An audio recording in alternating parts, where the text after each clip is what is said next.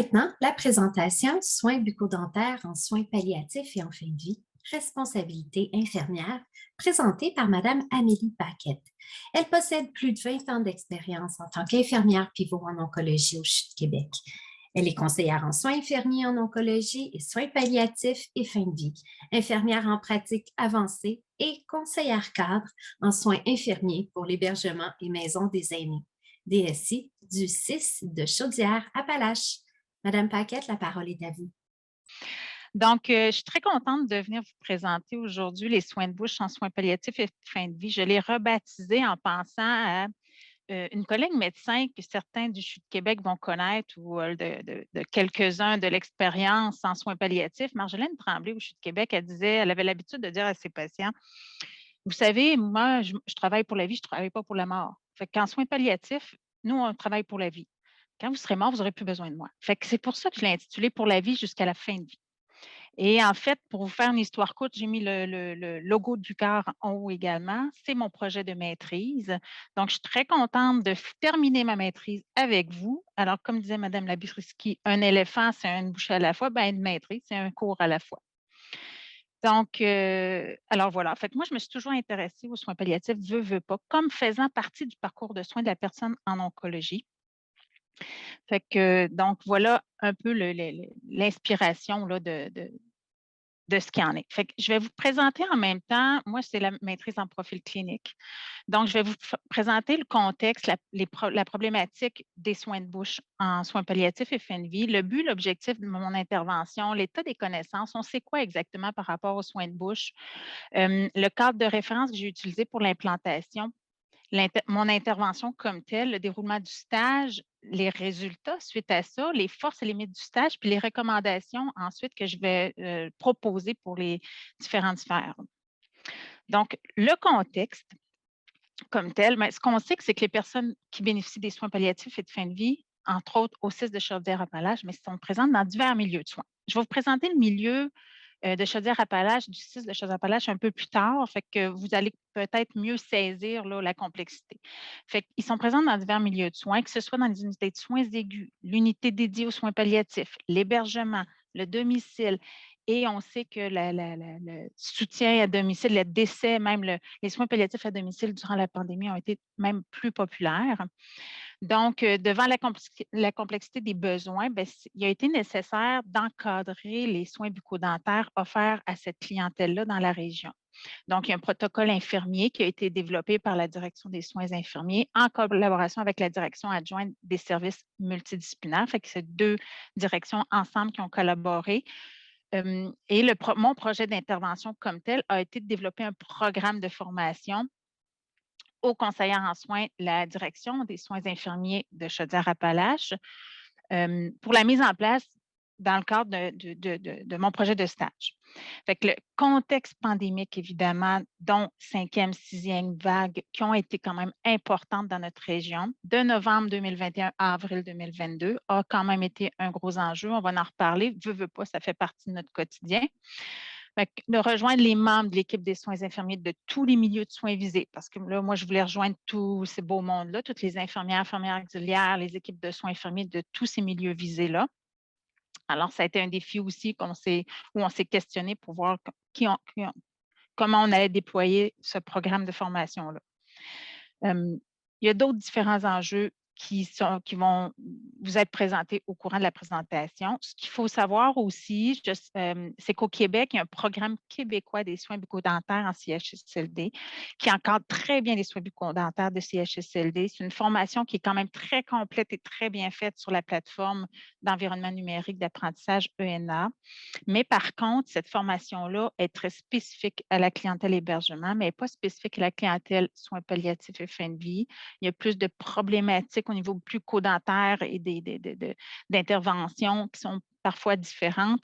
Et le but aussi est différent au niveau des soins palliatifs. Donc, j'avais le souci de pouvoir offrir quelque chose de complémentaire, mais pas répéter ce que peut-être les infirmières en CHSLD ont déjà reçu ou suivi comme formation pour pouvoir les intéresser à développer davantage de connaissances spécifiques.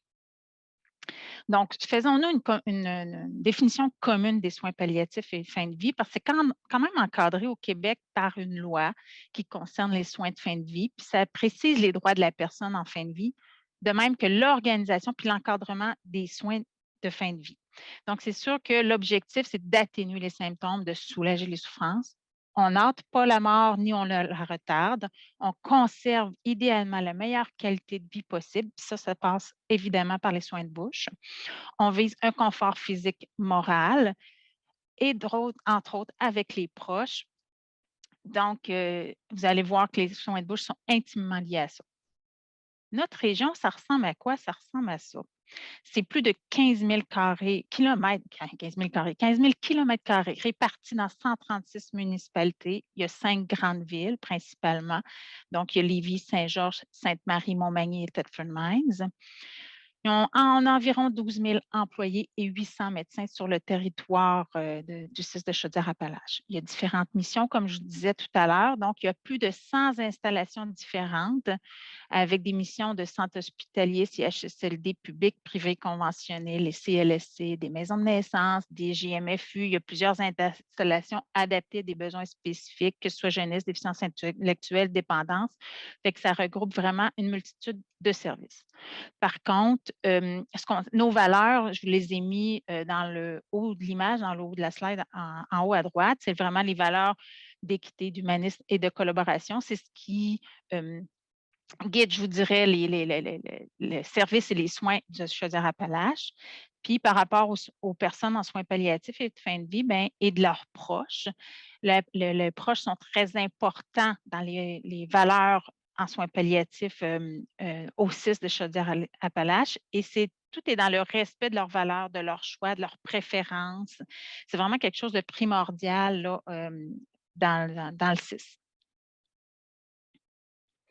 La problématique. Qu'est-ce qui en est de la problématique? Je vous l'ai amené sous forme de mise en situation que j'ai appelée Madame Blanchard. Madame Blanchard est hospitalisée, par exemple, à l'unité de médecine depuis quelques jours.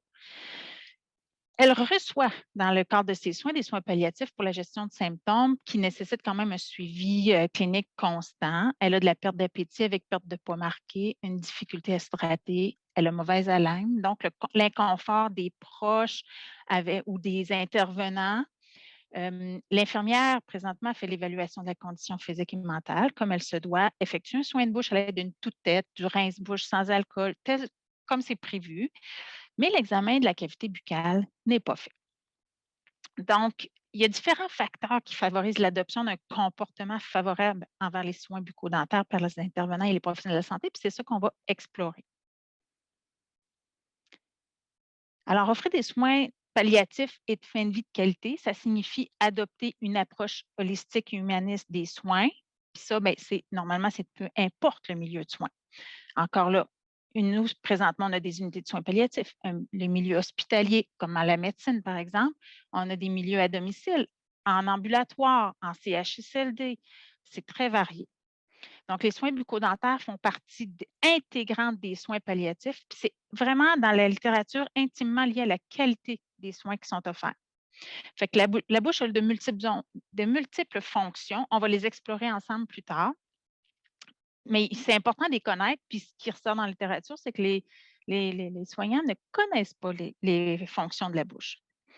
Donc, malgré que la majorité des soignants perçoivent les soins bucco-dentaires comme vraiment quelque chose de primordial pour assurer la qualité de vie, il y a certains qui pensent que les soins, ça ne fait pas partie de leur responsabilité professionnelle.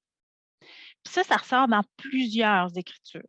Donc, pour effectuer une évaluation optimale de la cavité buccale, l'infirmière doit développer des connaissances et des habiletés concernant ces soins-là. Mais il ne faut pas oublier que nous, ici, là, physiquement au Québec, là, les soins dentaires, des soins de dentiste ne se donnent pas outre, là, on s'épargne les cas d'exception, cancer ORL, nous, on les connaît. Par contre, dans le public, le dentiste, ce n'est pas à l'hôpital. On va à l'extérieur de l'hôpital. Donc, quand je suis hospitalisée, je n'ai pas un dentiste qui vient me voir à l'hôpital pour faire des des nettoyages, d'un examen dentaire. Il faut que je me déplace dans un bureau de dentiste privé. Donc, il y a des contraintes associées à ça et c'est comme si ça faisait une scission dans les responsabilités professionnelles. Ça ne m'appartient pas, ça appartient à l'hygiéniste, ça appartient. Il y a comme quelque chose là aussi à explorer. Donc, mieux connaître les différentes fonctions de la bouche, les pathologies, les problèmes bucco-dentaires les plus fréquents en soins palliatifs et de fin de vie, les conduites thérapeutiques, pharmacologiques et non pharmacologiques disponibles, bien, ça, c'est important aussi. Les infirmières perçoivent les soins bucco-dentaires comme importants, comme primordial, mais pourtant, ça ne semble pas être une priorité de soins. Il y a des barrières qui peuvent compromettre la mise en place des soins bucco-dentaires aussi, que ce soit par les soignants eux-mêmes, des personnes qui reçoivent des soins ou l'environnement qui est sous-optimal. Ça aussi, on va l'explorer. Donc, mon intervention. Le but du programme d'intervention, là, ça visait à mettre en place un nouveau protocole infirmier de soins bucco-dentaires auprès des conseillères en soins infirmiers des différents milieux de soins qui offrent des soins palliatifs à la clientèle adulte. On a visé la clientèle adulte, ce n'est pas nécessairement les mêmes approches, la même soin que la clientèle pédiatrique au CIS de Chaudière-Appalaches d'ici, normalement, idéalement, avril 2022.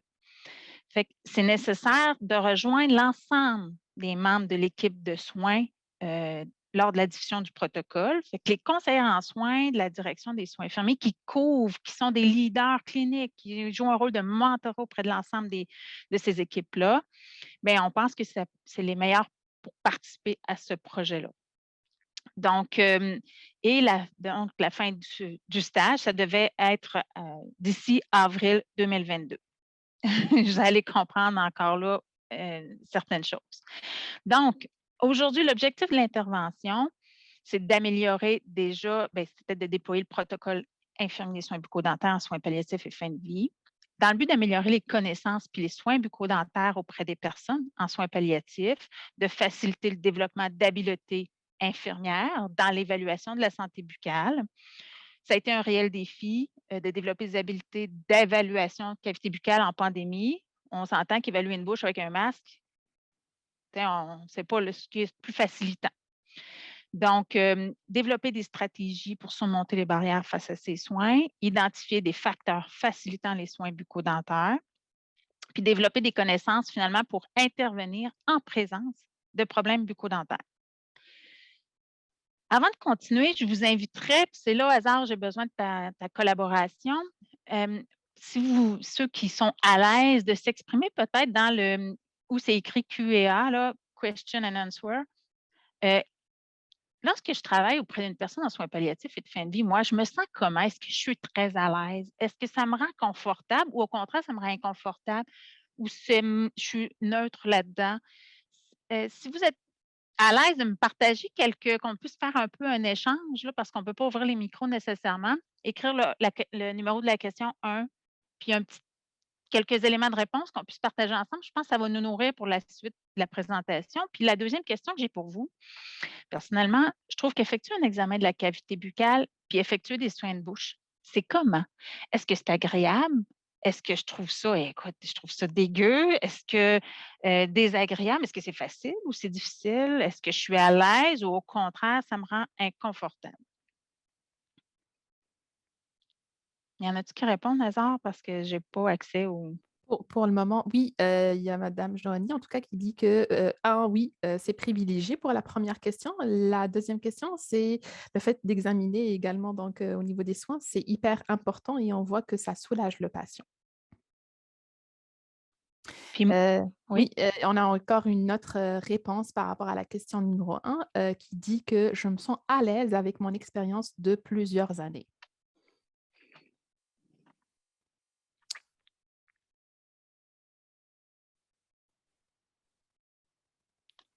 Pour le moment, c'est ce qu'on a reçu comme réponse. Oui.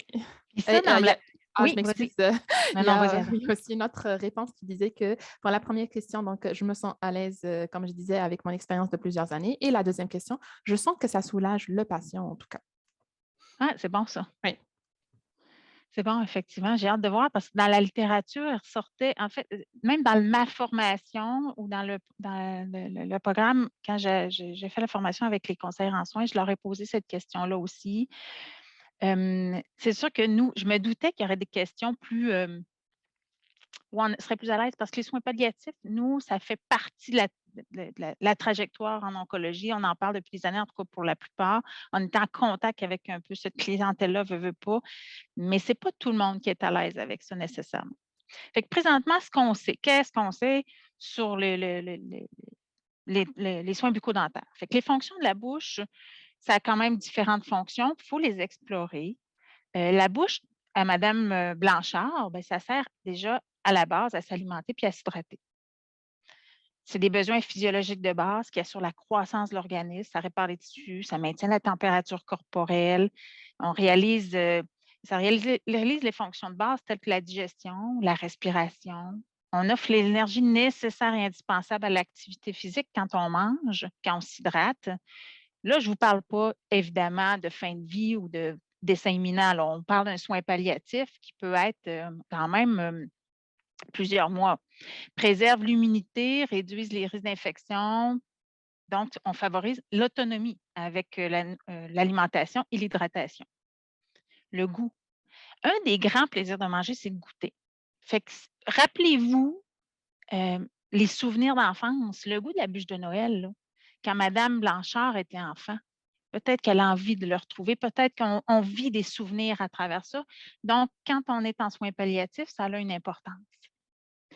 La bouche sert à Mme Blanchard à prendre ses médicaments par voie orale. Puis en soins palliatifs, il faut prendre conscience qu'il y a des médicaments qui sont si importants dans la gestion de plusieurs symptômes. Grâce à notre bouche, bien, on peut dire des mots de joie, de peine, de peur. C'est des mots qui permettent d'entrer en relation d'amitié avec les autres, ou pas du tout, au contraire. Il y a des mots qui sont mis en musique qui nous font chanter. La bouche à grimace, ça se ferme, à baille. Il y a des mots importants, parfois urgents à dire dans des instants ultimes de fin de vie. La bouche, ça sert aussi au baiser, à exprimer de la tendresse. Un baiser sur la bouche, sur la joue ou tout simplement un baiser soufflé, ça va exprimer beaucoup de choses. La bouche, ça sert à refléter la douleur, la souffrance. Puis, grâce à la bouche, Mme Blanchard communique beaucoup de choses. Donc, prenons conscience de l'importance de la bouche dans notre quotidien et de celui de la personne en soins palliatifs et fin de vie.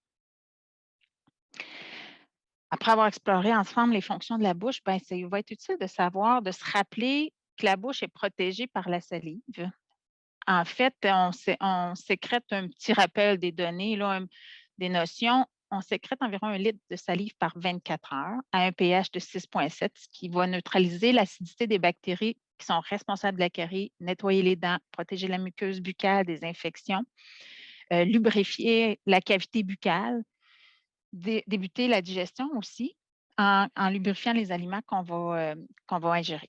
Donc, logiquement, une production insuffisante de salive, bien, ça entraîne la sécheresse buccale. Et là, je le nomme, la sécheresse buccale, c'est nommé xérostomie. Et ça pour nous, la xérostomie, on connaît ça en oncologie avec les traitements d'antinéoplasiques. Par contre, les infirmières qui travaillent dans d'autres milieux de soins, la xérostomie est souvent la première fois qu'ils entendent ce mot-là. Donc, juste se rappeler revenir à la littératie de nos apprenants. Lorsqu'une absence de salive, bien, le pH de la cavité buccale se modifie, fait que ça favorise une mauvaise haleine. Fait qu'un baiser soufflé avec une mauvaise haleine, ça n'a pas le même impact, comprenez? Fait que ça peut augmenter le risque d'infection et de plaie. Donc, une bouche sèche, ça entraîne aussi des difficultés d'élocution, fait qu'il y a avoir de la misère à parler. On disait que c'est important de dire les mots peut-être des fois en fin de vie ou quand on est en soins palliatifs. Donc, une perte de communication, une perte de goût, des difficultés à avaler, ça peut mener à une malnutrition. La mauvaise haleine aussi peut, comme dans la mise en situation, ça peut briser le lien social, tant avec les proches qu'avec les soignants. Donc, l'estime de soi de la personne, ça va être altéré. On peut avoir une impression d'être sale et repoussant. Fait que ça a vraiment un impact. Les causes, il y a quand même différents facteurs qui peuvent causer des problèmes bucco-dentaires chez les personnes en soins palliatifs et fin de vie, dont plusieurs d'entre eux. Cependant, ce qu'il faut se retenir, c'est que c'est généralement multifactoriel et ce n'est pas le fait d'une seule et unique cause. Les soins bucco-dentaires sont intimement liés à la qualité des soins offerts en soins palliatifs. Pourtant, l'impact des soins est souvent sous-estimé par les soignants. Pas par vous, parce que vous êtes extraordinaire, mais au niveau de la littérature. La xérostomie, le changement de goût, puis la douleur orofaciale, ça fait partie des problèmes bucco-dentaires qui vont affecter la qualité de vie en fin de vie principalement. Les soins de bouche préventifs, ça a un impact significatif sur le contrôle des symptômes, donc sur le confort en soins palliatifs, comme le commentaire que tu m'as nommé tout à l'heure. D'ailleurs, les personnes en fin de vie, là, ils perçoivent un plus haut niveau de confort après les soins de bouche. C'est ce qui ressort dans la littérature. Fait qu'il y a vraiment un impact sur les dimensions fonctionnelles et sociales de la personne. Fait que bien qu'elles perçoivent les soins bucco-dentaires comme importants, comme je vous ai dit tantôt, là, pour assurer le confort et la qualité de vie de la personne, ce n'est pas toutes les infirmières qui sont à l'aise avec l'évaluation des soins bucco-dentaires. Pourtant, rappelons que la loi, l'article 36 de la loi sur les infirmières et les infirmiers au Québec, ça précise qu'elle est dans l'obligation d'effectuer une évaluation de l'état de santé, de déterminer puis assurer la réalisation du plan de soins, de prodiguer les soins, les traitements, de maintenir et rétablir la santé de l'être humain en lien avec son environnement, puis prévenir la maladie, ainsi qu'à fournir le soin PAL. Donc, si on ne fait pas cette évaluation-là, ben, il y a une obligation légale. Fait que l'infirmière, ça pourrait aller jusqu'à être sanctionnée si elle ne le fait pas. Dans le cadre de l'exercice infirmier au Québec, encore là, on a 17 activités réservées. Fait que celles associées aux soins bucco-dentaires, c'est principalement encore là l'évaluation, exercer une surveillance clinique, déterminer le plan de traitement relié aux plaies ou altérations de la peau, puis effectuer le suivi des personnes en présentant des problèmes de santé complexes et en soins palliatifs, c'est pas rare que ça devient complexe. Chez nous aussi, tous les intervenants de l'équipe des soins infirmiers sont impliqués auprès de la clientèle en soins palliatifs et de fin de vie nécessairement parce qu'on va aller les retrouver à peu près dans tous les milieux de soins et de services. Donc, que ce soit l'infirmière et la CP, que ce soit l'infirmière auxiliaire ou la CPA, que ce soit les préposés aux bénéficiaires ou l'auxiliaire en santé et services sociaux, il y a chacun qui doit faire preuve vraiment de professionnalisme et en respectant leur champ d'activité. Puis, ils doivent adopter vraiment un comportement, une approche. Idéalement, on vise à une approche intégrée des soins palliatifs dans la région. Je vous ai parlé de barrières tout à l'heure aux soins bucco-dentaires, à l'application des soins bucco-dentaires qui ont été identifiés par la littérature. Ce qu'on sait actuellement, c'est que certains soignants ont la perception de poser un geste intrusif, désagréable et trouvent difficile d'effectuer ces soins-là. De là, ma question de réflexion tout à l'heure. Tandis qu'il y en a d'autres qui déclarent manquer de connaissances et d'habileté à propos des soins de bouche. Donc, pour plusieurs soignants, les soins de bouche, ce n'est pas une priorité en soins palliatifs. Ils vont d'abord prioriser la gestion des différents symptômes associés aux soins palliatifs, au diagnostic principal avant les soins de bouche. Puis quand je parle des soignants, ça n'inclut pas que les infirmières. Généralement, dans la littérature, on va ratisser très large, tant médecins, infirmières, aides-soignants, dépendamment des pays où ils n'ont pas vraiment d'infirmières auxiliaires dans d'autres pays, mais on parle d'aides-soignants, d'assistants ou autres types d'emploi. Une autre barrière, ça provient des personnes soignées elles-mêmes. Il y en a qui refusent de recevoir les soins pour différentes raisons. On rapporte que 86 d'entre eux ont au moins un symptôme bucco-dentaire comme la xérostomie, puis de la douleur de la cavité orale. Par contre, pour certains d'entre eux, les soins bucco-dentaires ne sont pas non plus une priorité, sauf s'il y a une présence de douleur. Puis ce qui ressort dans la littérature, c'est que les infirmières peuvent informer, peuvent guider, mais ils ont de la difficulté à jouer un rôle d'influence auprès des patients quand il y a de la résistance aux soins. Donc, plusieurs autres barrières font davantage référence à l'environnement ou à l'organisation de travail, le manque de temps, le manque de personnel, l'inaccessibilité du matériel, l'absence de cadre pratique clair ou la présence de directives floues, certains problèmes organisationnels comme les coûts, entre autres, comme je disais tout à l'heure, les coûts associés à des soins dentaires qui sont souvent privés, c'est des barrières aux soins bucco-dentaires. Les facteurs de risque, bien, il y a une étude qui a identifié différents facteurs de risque de détérioration et de protection de la santé bucco-dentaire auprès des aînés en centre d'hébergement. Ce n'est pas spécifique soins palliatifs et fin de vie, mais je trouvais les résultats de l'étude quand même très intéressantes. C'est des facteurs qu'on peut relier à la clientèle soins PAL. Quand on parle de niveau d'autonomie, l'environnement, la dentition, le type de dentition qu'on a. En fait, on a un facteur de protection quand on a des prothèses dentaires, donc c'est tout dire. Le type d'alimentation, la capacité à effectuer les soins soi-même. Pas l'autonomie, parce que je peux être autonome, mais pas être en mesure capable de brosser ou de faire une bonne hygiène buccale. Et lorsque j'ai un interlocuteur pour défendre les intérêts de l'usager, lorsque ma fille, pour dire quelque chose, vient à la résidence, me dit « Oh, ça bouge, je remarque quelque chose », quelqu'un pour défendre les intérêts. Donc, les facilitateurs. Bien, beau avoir des barrières, mais c'est le fun d'identifier les facilitateurs pour les soins bucco-dentaires. Fait qu'il y a les différents facilitateurs qui permettent une meilleure qualité des soins. On réfère beaucoup à la formation continue ou à l'éducation du personnel soignant pour développer leurs connaissances et leurs habiletés. Quant aux fonctions de la bouche, des soins bucco-dentaires, de l'évaluation de la cavité buccale, puis à utiliser un matériel disponible, bien évidemment. Reconnaître que ce soin fait partie de ses responsabilités professionnelles a un impact sur l'amélioration de la qualité des soins. Puis les personnes soignées qui sont favorables aux soins, bien, reçoivent de meilleurs soins bucco-dentaires préventifs. Ce n'est pas surprenant, mais ça fait quand même partie des facilitateurs. Donc, selon certains auteurs, il est nécessaire d'explorer des solutions alternatives aux soins dentaires conventionnels. On pense à la télédentisterie, qui pourrait être intéressant. C'est tout à fait dans l'air du temps.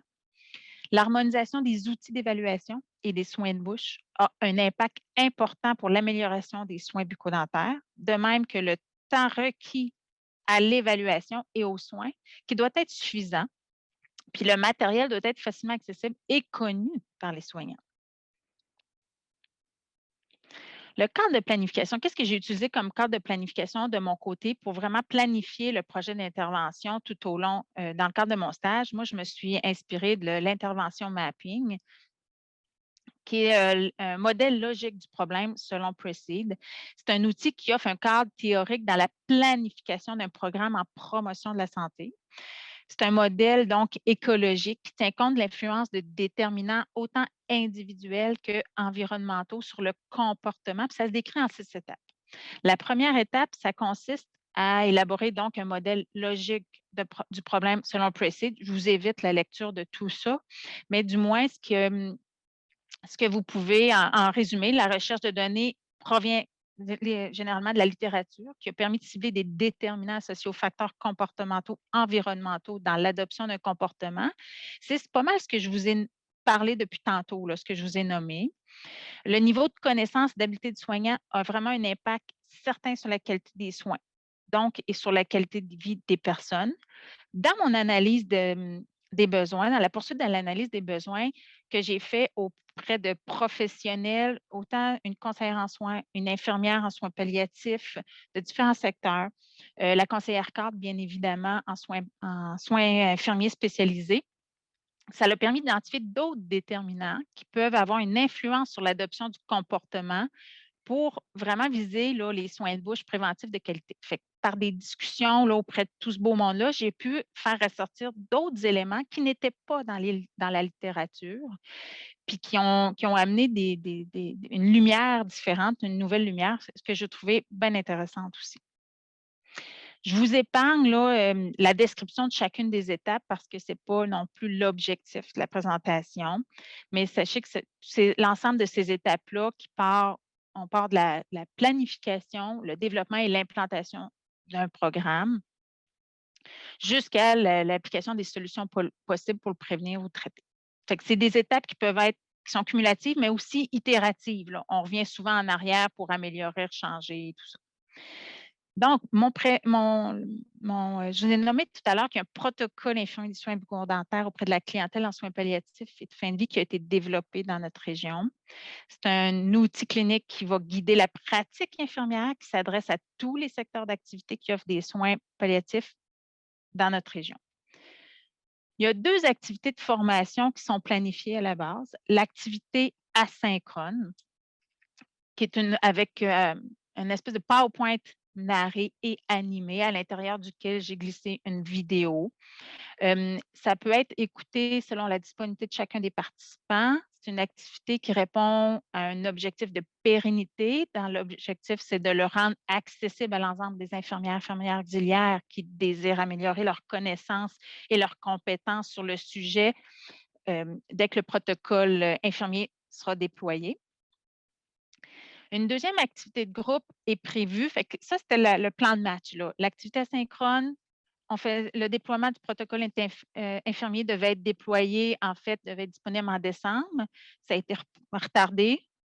La deuxième activité de groupe que je faisais dans mon projet, c'était une activité en mode virtuel.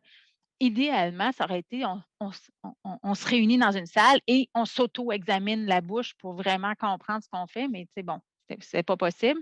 Donc, on a fait œuvre encore là, on a utilisé nos moyens technologiques pour essayer de faciliter ça. Donc, l'intégration des connaissances, développer un sentiment de compétence et le rôle de mentorat. C'est un peu ce que je voulais aller chercher, aller développer chez mes participants avec le partage d'expériences cliniques, puis finalement faire l'évaluation de processus en même temps avec eux. Finalement, ce qui s'est passé, l'activité synchrone, l'activité de groupe mode virtuel et le déploiement du protocole sera plus tard. Donc, le protocole, il comprend quoi? Je vous reviens avec Mme Blanchard dans la mise en situation. Ce qu'on désire, on se souvient que Mme Blanchard est hospitalisée puis qu'elle reçoit des soins palliatifs.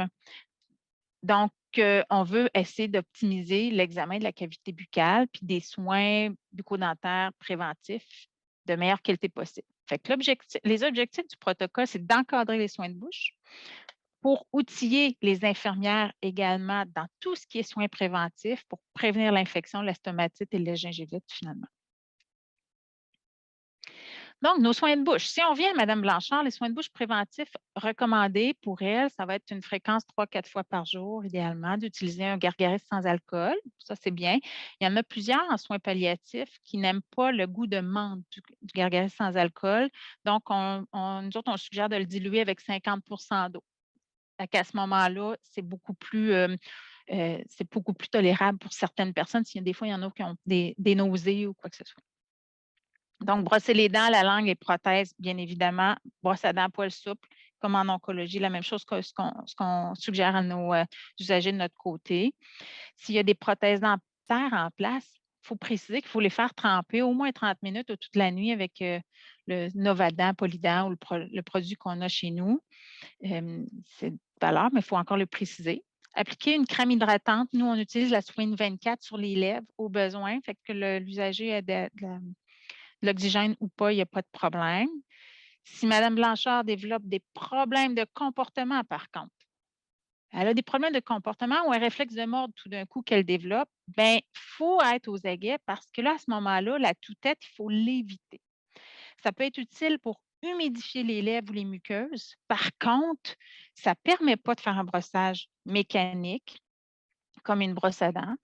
Puis il y a un risque d'étouffement si l'éponge cylindrique, l'espèce d'éponge verte ou bleue, dépendamment de la marque, se brise ou se détache, puis elle va dans les voies respiratoires. C'est un fait vécu. Donc, c'est vraiment quelque chose qu'on doit, et la toux-tête est très utilisée, je dirais, at large, entre guillemets, en soins palliatifs, mais il faut faire attention. Par contre, en fin de vie, si Mme Blanchard a perdu son réflexe de mordre, s'il est devenu absent ou il est absent, ça peut être quand même une bonne solution. Sinon, l'autre solution, c'est d'utiliser la compresse 2 par 2 pour frotter les dents, les gencives, puis la langue pour le confort. Si Mme Blanchard souffre de dysphagie ou qu'elle est alitée, il faut se rappeler qu'il y a quand même des précautions à prendre. Le programme québécois des soins bucco-dentaires et des soins d'hygiène de la bouche en CHSLD, justement, il y a des cartes fiches qui permettent de personnaliser les soins aux usagers en CHSLD. Donc, les besoins spécifiques de la personne en lien avec les soins bucco-dentaires, dont celle de la dysphagie. Pourquoi pas s'en servir? C'est ce que je proposerais, qu'on va proposer à nos équipes. Donc, pour faire une bonne évaluation, c'est nécessaire de développer des connaissances et des habiletés concernant les soins bucco-dentaires. Nous, on s'inspire beaucoup de la démarche d'Odette Doyon, qui est vraiment une grande inspiration pour l'ensemble de nos outils cliniques dans notre établissement. On se base sur cette démarche-là. On s'inspire de cette démarche-là finalement pour créer nos outils cliniques également. Donc, dans la mise en situation, si on vient à Mme Blanchard, selon la démarche de soins, bien, il y a une collecte de données qui est faite, qui indique que Mme Blanchard, finalement, elle respire souvent la bouche ouverte, elle présente des signes de déshydratation, elle a un diagnostic de diabète, de la polymédication, dont un anticholinergique, et on sait que les anticholinergiques viennent faire beaucoup de sécheresse buccale. Donc, ça peut provoquer de la xérostomie encore plus. On note que Mme Blanchard, elle, est incapable de communiquer. Si elle est incapable de communiquer son inconfort ou sa douleur, bien, il va falloir tenir compte là, de l'observation puis la recherche de signes d'inconfort, de comportements inhabituels, ce refus de manger, le refus d'ouvrir la bouche, le refus de prendre de la médication, de l'agitation quand je fais de l'hygiène buccale. C'est à prendre en considération. Pour compléter la collecte de données, en deuxième étape, bien, je vais faire l'examen physique de la bouche. Et c'est souvent cette étape-là qui, présentement, les infirmières, outre celles spécialisées en soins palliatifs, souvent, mais c'est souvent cette étape-là que les infirmières ont tendance à aller trop rapidement ou à ne pas faire de façon très approfondie. Pour effectuer l'examen physique, il y a une préparation du matériel, bien évidemment, qu'on va utiliser. On suggère la lampe, au lieu d'une lampe de poche à la main, on suggère une lampe de poche frontale, bien évidemment. C'est beaucoup plus facile. On positionne Mme Blanchard confortablement, de façon sécuritaire, idéalement selon la situation. Si elle est dysphagique ou pas, est-elle alitée? On peut vérifier la présence de réflexes nauséeux. Ça peut être un bon indice d'aller où on peut aller, jusqu'où on peut aller dans la bouche. Il faut toujours se rappeler qu'un protocole, ça encadre la pratique, ça guide vers les meilleures pratiques, mais le jugement de l'infirmière va toujours être prédominant, puis c'est toujours ce qu'il faut encourager. À ce propos, j'aimerais ça que dans le question-réponse, selon vous, combien de temps ça devrait prendre un examen physique de la cavité buccale par l'infirmière? J'ai un choix de réponse. Je vous donne ça quand même. Est-ce que vous pensez que c'est A, 2-3 minutes, B, 4-5 minutes ou C, 6-7 minutes? Madame Paquette, je vais vous dire ça en même temps que les questions, que les réponses viennent. Donc, on a ici Madame Joanie qui dit réponse A, donc entre 2 et 3 minutes. Madame Sarah Boucher qui dit entre 4 et 5 minutes pour le moment. Là, Et, ouais. Oui, on a également une autre réponse entre 4 et 5 minutes. 4 et 5 minutes, je pense, pour le moment, on a 3 réponses qui disent entre 4 et 5 minutes. Puis, tu sais, le pourquoi je pose cette question-là, je l'ai posée à mes participants également, puis dans la formation asynchrone, j'en mettais quand même de l'accent parce qu'on revoit que dans la littérature, ce qui ressort, c'est que je n'ai pas le temps. Et là, je n'ai pas le temps. Ça ressort pour beaucoup d'occasions. C'est pour ça que je voulais voir aussi ce que vous en pensiez. On va voir ça ensemble.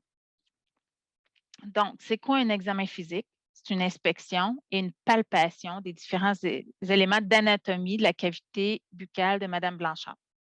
Bien évidemment, il n'y aura pas d'auscultation dans le contexte. Il y a différentes structures qu'on va regarder, qu'on va examiner. Il y a les lèvres, les muqueuses, la langue, la dentition, que ce soit des dents naturelles ou pas, palais mou, les gencives, la salive, la laine aussi. On va porter attention à la laine, puis s'il y a une présence de douleur quand on fait l'examen. Donc, voici ce que ça donne pour Mme Blanchard. Ce qu'on voit en général, en bref, on remarque qu'il y a plusieurs structures anatomiques qui sont sèches avec peut-être légèrement craquelées, légèrement rougeur, avec un début d'halitose ou une mauvaise haleine. Donc, quand on fait l'analyse de tout ça, l'ensemble des données, bien, ça va permettre à l'infirmière de déterminer s'il y a présence ou non d'une altération. Dans ce cas-ci, ce qui ressort, puis dans le protocole, on a tous les symptômes, les causes et tout ça pour s'aider à identifier la bonne cause ou le bon problème. Donc, ce qu'on a ici, c'est de la xérostomie. Combien de temps vous croyez que l'examen physique a pris? Et quand je parle de l'examen physique, c'est de l'inspection et la palpation de ça. Ça prend 2 à 3 minutes. Et ça, c'est vraiment le guide du ministère, même du Programme québécois de bucco-dentaire en CHSLD. Ça prend 2 à 3 minutes seulement. Fait que c'est pas l'examen qui prend le plus de temps. Donc, l'infirmière se réfère par la suite au protocole pour identifier aussi la fréquence puis le traitement recommandé. Donc, nous, selon les milieux, on propose une fréquence, par exemple, de la fréquence des soins bucco-dentaires et la fréquence de l'évaluation complète. Donc, la fréquence ici, si est en milieu hospitalier, ça peut être aux 8 heures en présence d'une problématique de la bouche, puis une évaluation complète de l'état, une réévaluation finalement aux 5 jours, ou selon la condition clinique ou le jugement infirmier. Fait en passant par rapport à la xérostomie, le traitement qui est proposé, on sait que la xérostomie, c'est un symptôme très, très fréquent en soins palliatifs. C'est environ 20 des personnes âgées qui en sont affectées aussi. Donc, nécessairement, c'est un des symptômes qu'on voit le plus fréquemment. Dans la planification des traitements, Mme Blanchard, elle a choisi d'utiliser de la gomme, des bonbons sans sucre. Là, on s'entend, elle ne mord pas, elle est bien consciente et elle met des décisions. Là. Elle essaie d'utiliser de la gomme, des bonbons sans sucre, des fruits frais pour stimuler mécaniquement la sécrétion de salive. L'infirmière aussi, elle peut y proposer là, des pastilles avec du xylitol, du Moistir pour plus de confort selon ce qu'elle préfère. Je fais juste une petite note là, sur l'approche systémique familiale parce que ça fait partie de l'approche palliative nécessairement. Fait que l'enseignement sur les soins de bouche auprès de Mme Blanchard et de ses proches pour vraiment favoriser l'implication selon leurs désirs, selon leurs capacités, c'est important. Moi, j'aime beaucoup l'intervention familiale selon les 4 E, c'est-à-dire reconnaître l'existence, l'expérience, l'expertise et le besoin d'espoir des proches. Je pense qu'on vient faire le tour en créant un lien de confiance avec les proches, en reconnaissant qu'ils sont importants pour la personne, faciliter l'expression de leurs émotions également, s'intéresser aux facteurs familiaux. C'est quoi ses habitudes de soins de bouche, Mme Blanchard? Si elle n'a pas l'habitude d'en faire ou elle a l'habitude d'y faire 3-4 fois par jour, bien, ça va changer la donne. Reconnaître le besoin d'espoir en soins palliatifs, on le sait, nous, hein? Il y a de l'espoir là, sur le confort, sur l'impact que ça peut avoir sur la personne. Fait que faire naître ça. Et d'ailleurs, je ramène que selon Agrément Canada précise que les usagers et les familles, c'est des partenaires dans la prestation des services. Fait qu'il faut trouver des façons de les inclure dans les soins. Puis, je pense que les soins bucco-dentaires, c'est une bonne façon de les inclure. Les résultats. Qu'est-ce que ça a donné mon intervention? Donc, il y a 13 conseillères en soins infirmiers qui ont participé de tous les milieux visés. Il y a 3 infirmières cliniciennes en soins palliatifs et de fin de vie qui se sont greffées au groupe, qui ont été très appréciées d'ailleurs dans les faits vécus, dans l'expérience. Donc, en majorité, 75 des participants ont plus de 10 ans d'expérience comme infirmière, pas nécessairement comme conseillère, mais comme infirmière. Par contre, plus de la moitié travaillent quelques fois dans l'année seulement auprès des personnes en soins palliatifs et fin de vie. Ça peut avoir un impact quand même. Mais 15 seulement travaillent quotidiennement auprès de cette clientèle. D'après moi, c'est mes 3 infirmières cliniciennes qui travaillent en soins palliatifs, qui travaillent quotidiennement auprès de cette clientèle-là. Donc, l'évaluation du processus et les résultats du programme d'intervention, ça a pour but de décrire le processus d'implantation puis son efficacité. Donc, mon Dieu, il faut que j'avance. L'évaluation du processus, c'est les intrants, les extrants, les applications pratiques. Les critères de rigueur scientifique, bien que ce n'est pas un projet de recherche, il y a quand même des critères scientifiques que je devais répondre dans mon projet d'intervention. Donc, il y a la fiabilité, qui est la capacité de décrire suffisamment clairement ton projet pour pouvoir le reproduire dans un contexte similaire. La crédibilité ou la concurrence, l'authenticité dans les milieux de soins, il faut que ça fasse sens. La transférabilité, mon objectif, c'est de transférer ce projet-là ou une partie de la formation aux infirmières auxiliaires de la région. Fait que c'est un peu un critère de transférabilité. Et la confirmabilité, mais s'assurer que, étant donné que c'est des collègues de travail, mais s'assurer que l'interprétation des résultats, je suis capable de prendre la distance et que ce ne soit pas mes préjugés, mes biais qui, qui se transfèrent dans l'analyse des résultats. En fait, ce qui est arrivé, c'est qu'il y a eu plusieurs enjeux au courant de l'activité, donc 5e, 6e vague, qui a quand même été importante dans notre région. Fait qu'il y a des délais dans certaines priorités organisationnelles. En fait, le protocole infirmier, finalement, dans le contexte, on va le déployer seulement à l'automne. J'ai fait comme première activité mode virtuel co-développement professionnel. Ça a plus ou moins répondu à mon besoin ou ça a plus ou moins, en tout cas, moi, ça m'a plus ou moins satisfait. Ça n'a pas été là où je voulais aller, mais en fait, étant donné qu'il y avait peu d'expérience quotidienne en soins palliatifs, il n'y avait pas de cas à me ramener vraiment. Fait que je suis allée dans la deuxième activité, je l'ai modifiée pour aller vers l'approche réflexive. Et là, pour s'auto-questionner, s'auto-observer, ça a donné un peu plus ça a été un peu plus répondant au niveau de développer le rôle ou le sentiment de compétence dans le mentorat. Donc, après chaque activité de formation, je devais prendre des mesures. Fait que l'acceptabilité, j'avais le soutien de la direction, le soutien de la gestionnaire pour les participants. Il y a une bonne participation, fait que ça a été la faisabilité malgré le contexte. Je leur ai demandé une formation asynchrone, donc je vais l'écouter selon leur disponibilité d'environ, je visais moins de 30 minutes. L'activité de groupe, ça a été environ 60 minutes, plus des sondages d'évaluation. L'appréciation, ça a été quand même bien apprécié. Par contre, la vidéo que moi, j'avais identifiée au départ, je vais la changer, était moins représentative de la clientèle soins PAL. Je suis en démarche présentement avec l'Université Laval à ce propos pour inclure une autre vidéo qui va mieux être en lien avec la clientèle. Donc, suite à l'évaluation des effets, finalement, ça signifie de vérifier l'atteinte de l'objectif ou des impacts. Fait que je leur ai posé 3 questions. Est-ce que vous êtes en mesure de promouvoir les soins de bouche préventifs suite à la formation? Est-ce que j'ai l'intention d'utiliser le protocole infirmier des soins bucco-dentaires? Puis depuis la formation, est-ce que j'ai commencé ma réflexion sur les moyens à prendre pour déployer le protocole?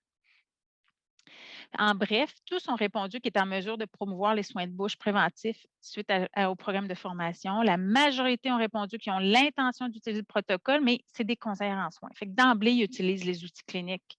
Fait que je pense que quand il va être déployé, ils n'auront pas de difficulté à avoir cette intention-là.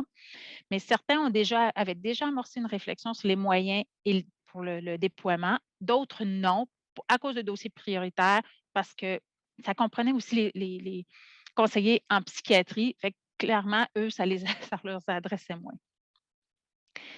Les facilitateurs au déploiement et les obstacles au changement de comportement qu'eux, ils prévoyaient, la collaboration des gestionnaires est très, très importante dans le soutien auprès des équipes. Planification optimale, l'accessibilité du matériel, la vidéo qui facilite l'apprentissage. Donc, la pandémie, l'épuisement des infirmières, la pénurie de personnel, les soins de bouche ne sont pas priorisés non plus par les gestionnaires, des nombreux changements de pratiques.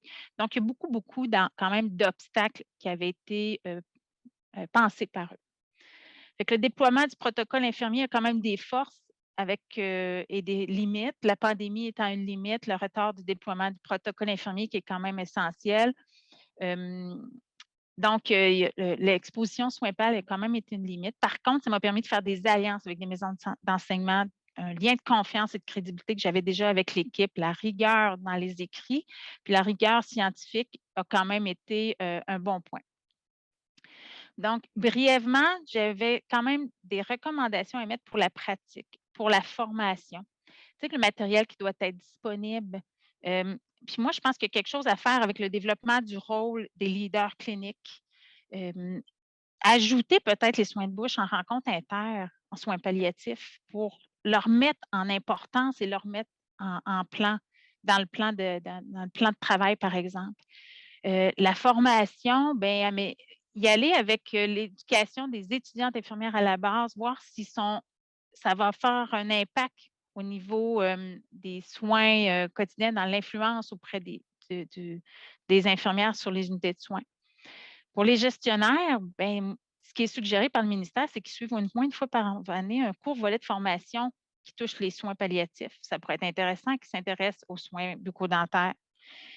aborder les soins de base, les soins de bouche dans l'appréciation des employés. La recherche, ben, ça pourrait être intéressant. Il y a peu de recherche sur l'impact d'un programme, l'impact des soins de bouche, par exemple, mais en milieu ambulatoire, comme les soins à domicile, ça pourrait être intéressant d'aller explorer ces milieux de soins-là. Et le télémentorat, là, ça pourrait être un moyen privilégié au Québec. Comment on pourrait faire ça? Comment on pourrait explorer ça? Il y a beaucoup de choses qu'on pourrait voir, juste qu'on pourrait explorer juste dans les soins bucco-dentaires. Fait que voyons. Hey, Madame, oui, Madame Paquette, juste pour, je sais que le temps passe si vite et que la présentation est vraiment très intéressante. J'inviterai juste les participants à formuler oui, leurs bonne idée. questions dans l'outil questions-réponses. Si entre-temps, on n'a pas de questions-réponses, moi, je vous invite aussi à continuer votre présentation en J'ai attendant que les... Ah, parfait. Écrivez une réponse et j'ai terminé oui, aussi. Fait que vous avez le temps d'écrire une question. c'est parfait. Parce que là, par exemple, on a eu une question par rapport, Oui, ou en tout cas une demande de Mme Véronique Goulet. Est-ce possible d'avoir votre guide d'évaluation de soins de bouche? bien, en fait, c'est un protocole infirmier. Il y aura lieu fort probablement de le diffuser, mais comme je vous dis, ça a été repoussé pour différentes raisons organisationnelles, priorités. Entre autres, pour vous nommer, mais on est en changement de pompe dans l'organisation, donc ce n'est pas évident. Fait que pour avoir un déploiement optimal, finalement, ça a été repoussé en septembre dans notre région.